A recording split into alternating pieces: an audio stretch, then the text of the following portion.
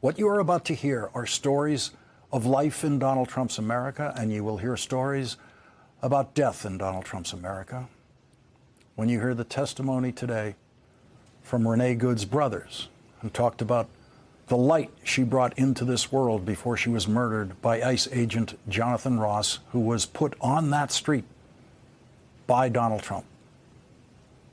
If on a Saturday morning you are on your way to church to donate some clothes, as Miramar Martinez was, this is what can happen to you now in Donald Trump's America.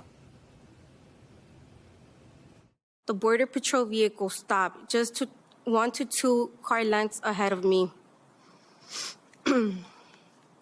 It seemed like time stopped. I knew from watching the news coverage of other Border Patrol encounters in Chicago that I was in danger. I watched the vehicle of Border Patrol agent killing Silverio Villegas Gonzalez just 3 weeks prior. I knew I had to get to safety before I was dragged from my car and likely beaten or killed.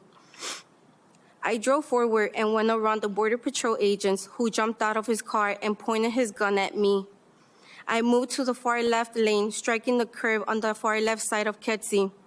The next thing I knew, I felt a burning sensation in my arms, legs, and that I had been shot by pepper balls, which I also seen these agents fire at people in our community. As I continued to drive past the Border Patrol agents, I could hear my back passenger window shatter, and I felt bullets continue to pierce my body. As I attempted to drive to a safe location, I began to feel lightheaded. I looked down and I noticed blood gushing out of my arms and legs, and I realized I'd been shot multiple times. As I became lightheaded, I became worried I would pass out and endanger other drivers on the road. I managed to drive a mile from where the incident happened, and I pulled into a parking lot of a mechanic shop, and I called 911. I told the 911 operator that Border Patrol agents had just shot me and I needed help. I recall some of the workers from the shop sitting me down in a chair as I was waiting for help, but I was losing this battle. I saw my life flash before me and slowly began to think this was the end for me. And before losing consciousness, the next thing I remember is the EMT putting me on a stretcher, taking me to the hospital. At the hospital, I remember seeing multiple agents standing around, watching me be treated for my wounds. My arms, legs, and chest were all wrapped in bandages. I had 7 bullet holes in my body. I remember the agents rushing the nurses to finish up so they could take me with them. I still felt dizzy. I was not able to fully process what had happened to me. After being at the hospital for less than 3 hours, I was discharged from the hospital and took custody of the FBI. That could be you. That could be your sister. That could be your mother. That could be anyone now in Donald Trump's America. She was hit by 5 bullets, creating 7 gunshot wounds because some of the bullets had created exit wounds before re-entering the body, possibly passing through her arm and then into her chest. That's how you get more wounds than the number of bullets fired. And that agent is very proud that his bullets did that kind of damage. She was still bleeding after those 3 hours in the emergency room, and Donald Trump's agents dragged her out of that hospital and put her in jail that Saturday night to spend the weekend in jail. I was in a car accident once where I broke some bones, and I was in the hospital for 12 days, and I didn't have a single bullet wound. When Donald Trump's agents try to kill you, they really try to kill you. And if they don't kill you on the street, they will try to kill you by dragging you out of the hospital if they can. And that is not a mistake. Dragging a wounded young woman out of the hospital, that is a willful attempt to kill her. But Miramar Martinez is a miracle, because Miramar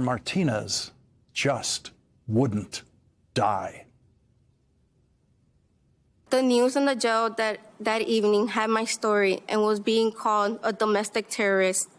They said I quote-unquote rammed federal agents. I was in shock. If they only knew I was a month away from paying off my truck and I would never intentionally damage my vehicle, much less be crazy enough to hit a law enforcement. On Friday, I was teaching the young children at the Montessori school, and we were singing and dancing and getting ready for spooky season, preparing fall activities to do the following week. And on Saturday, my own government was calling me a domestic terrorist. And I was in federal detention centers with the bullet holes all over my body. And then in court on the next Monday morning, Donald Trump's prosecutors wanted to keep Miramar Martinez in jail awaiting trial, in jail indefinitely. The judge saw a courtroom full of parents from the school where she's a teacher and her family there supporting her, and the judge listened to the evidence, and he immediately released her. And then Agent Charles Exum drove the car that he jumped out of that day from Chicago to Maine. That's right, he willfully removed the important evidence in the case, the vehicle which he claims Miramar Martinez tried to ram, and he drove that car across the country to get it out of the case. There must have been absolutely no damage on that car. There must have been no evidence on that car that could possibly have helped their case. And then Donald Trump's invasion force and Donald Trump's federal prosecutors just dropped the charges against Miramar Martinez and thereby proved that they were lying, that she never tried to ram their car, because they never would have dropped the charges for that. They proved by dropping those charges there was absolutely no reason to fire a single shot at her. The 30-year-old Montessori school teacher who Donald Trump's liars called a domestic terrorist, was never charged with a crime. They tried to murder her, but never charged her with a crime. Who are the domestic terrorists in that story? None of the victims of the Trump-encouraged violence testifying in today's hearing were ever charged with a crime. The next victim, another American citizen, was from Minneapolis. My name is Aliya Rahman, and I am a resident of South Minneapolis. I'm a Bangladeshi American, born in northern Wisconsin, and I'm a disabled person with autism and a traumatic brain injury.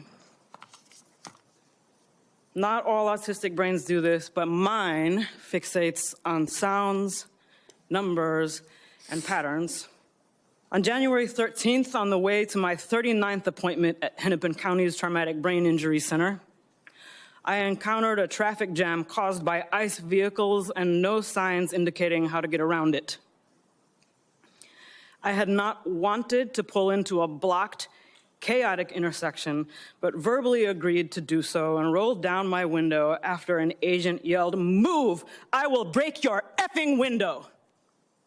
His first instruction. Agents on all sides of my vehicle yelled conflicting threats and instructions that I could not process while watching for pedestrians. Then the glass of the passenger side window flew across my face.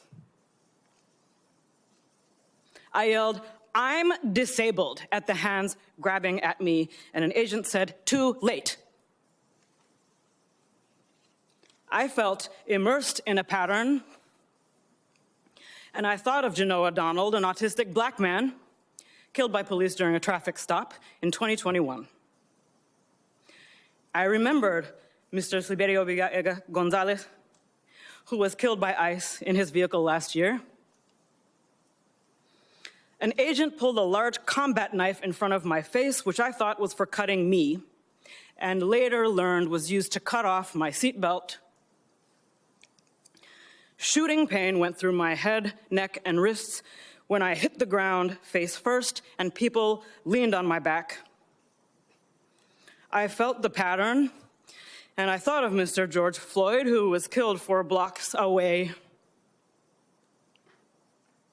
I was carried face down through the street by my cuffed arms and legs while yelling that I had a brain injury and was disabled. I now cannot lift my arms normally. I was never asked for ID, never told I was under arrest, never read my rights, and never charged with a crime.